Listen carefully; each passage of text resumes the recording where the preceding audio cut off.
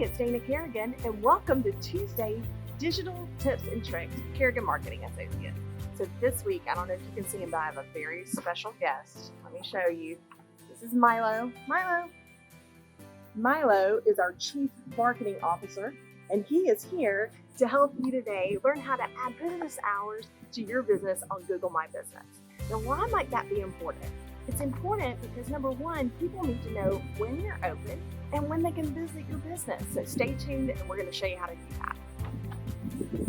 First, log into Google and select the Google My Business icon. Next, select the Info tab. Then, click the pencil icon next to business hours. Next, add the hours that your business is open. Finally, click the Apply button. And now your customers will be able to see when you're open. Make sure you stay tuned for next week's tip.